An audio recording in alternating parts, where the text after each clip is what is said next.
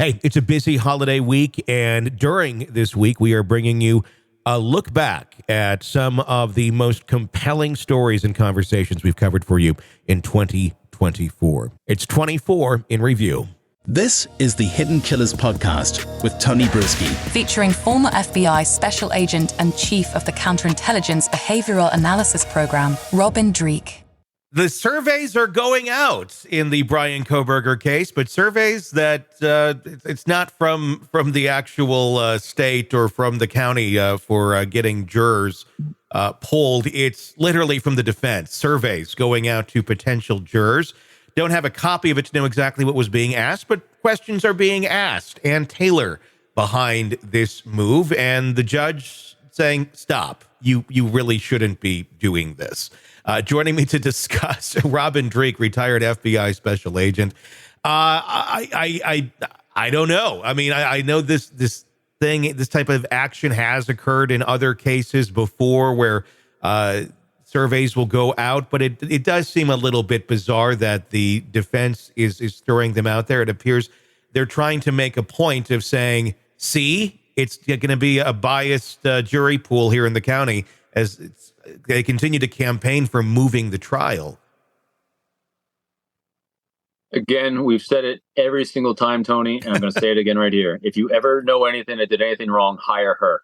Yeah. She is throwing everything at the flagpole she possibly can to have them take it down.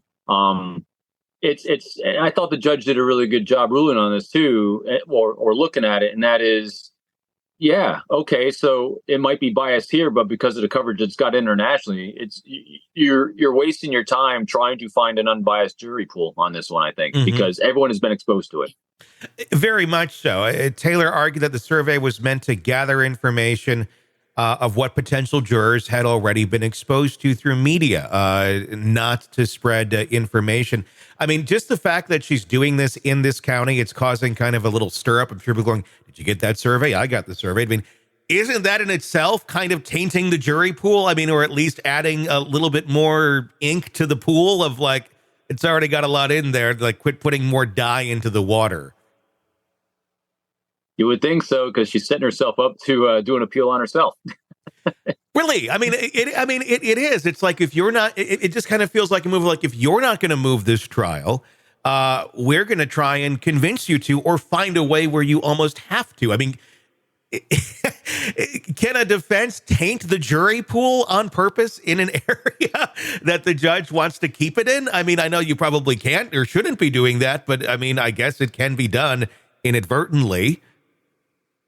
So again, so let's go to the core of what I think she's trying to do. She's trying to save his life. Yeah.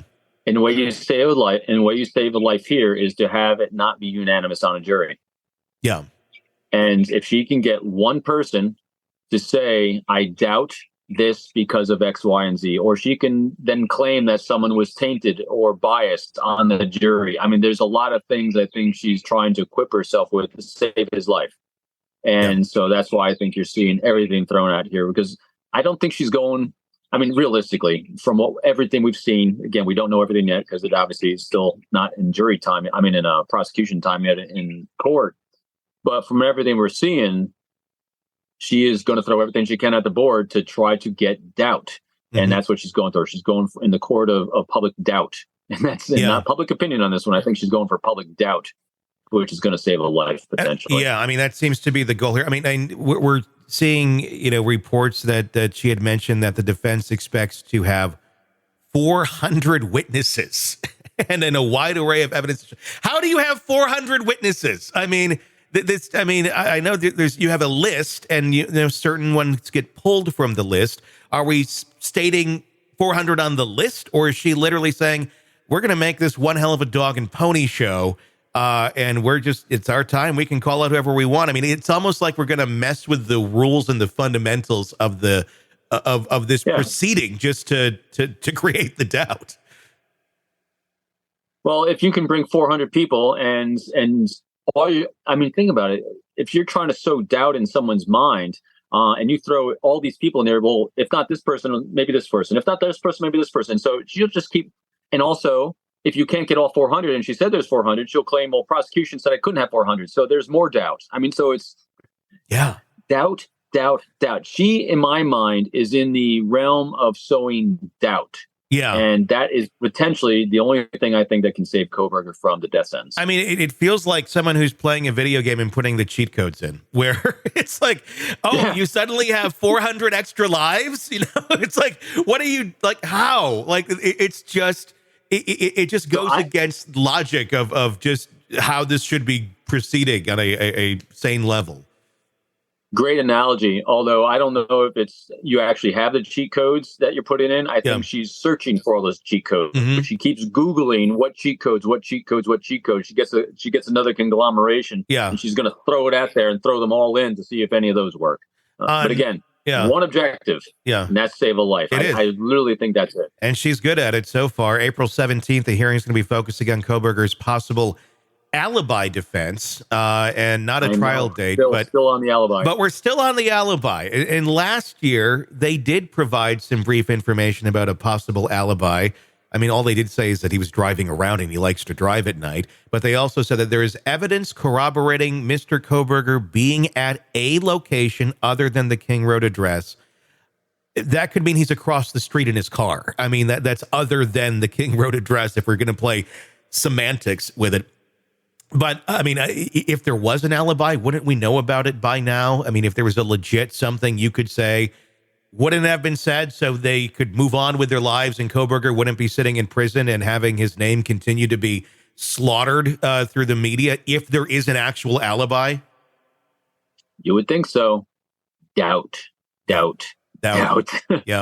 That's it. And so if the alibi doesn't materialize, then it gets people thinking, well, maybe there was an alibi. Maybe there was something. Again, that word maybe is the word that I think she's really focusing on. Maybe it was this. Maybe it was this. Maybe there is an alibi. Maybe there's not an alibi. Maybe there are 600 or 400 potential people that are going to show up as witnesses. That word maybe is what I think the key to her case is, because there's nothing else that we see anyway. Yeah, I don't know where it would possibly go. It just... It's been a great commercial for Ann Taylor as an attorney, this case so far. And I think that's part of it as well. I think my cynical part of my brain is every great defense attorney is not just thinking about this case, they're thinking about the next case they'll get based on this case. Want to listen ad-free? Want advance access to all of our interviews before anyone else? Become a True Crime Today Premium Plus subscriber on Apple Podcasts. You get every episode commercial-free. So you can binge on True Crime until you can binge no more. Search True Crime Today Premium Plus on Apple Podcasts now, or go to our podcast page and sign up now. More of the Hidden Killers podcast next.